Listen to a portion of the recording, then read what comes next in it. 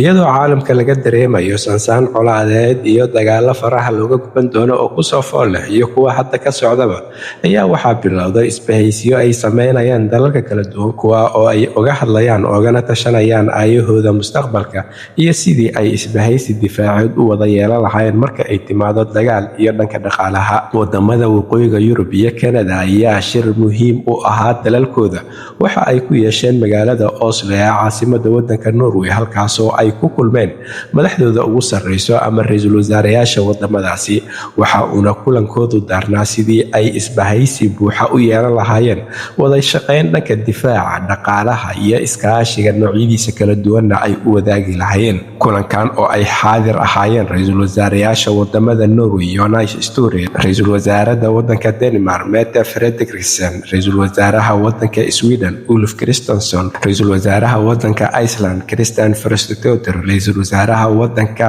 Finland Petteri Orpo iyo ra'iisul wasaaraha wadanka Canada Marco Carney.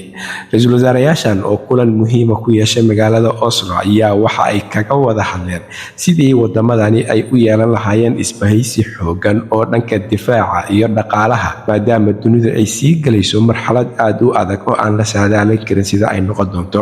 waxayna arrintan ka dambeysay markii damaca Mareykanka uu sii xoogaystay ka oo ku wajahnaa jasiiradda Greenland ee hoos tagta wadanka boqortooyada Denmark. shirkan ayaa looga hadlay amniga wadamada ku xeeran Arctica kuwa oo ay sheegeen in ay ka wada shaqeynayaan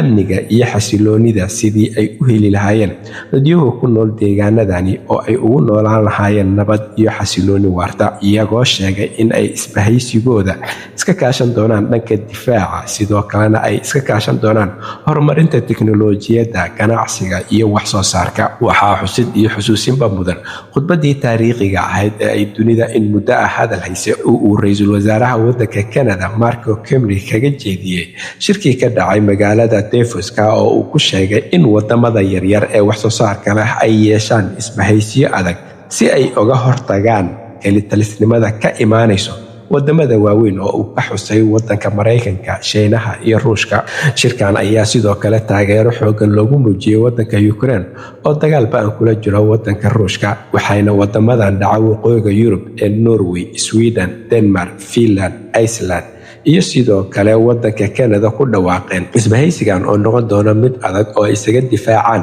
damaca dalalka waaweyn ee arrimahooda soo faragashta. halka warka kiisa ugu doorkaroon uu idinkaga imaanayo waa Somali Voice in Norway ama codka Soomaaliyeed ee Norway. waxaan idinla socodsiinayay aniga oo Cabdullaahi Shiine.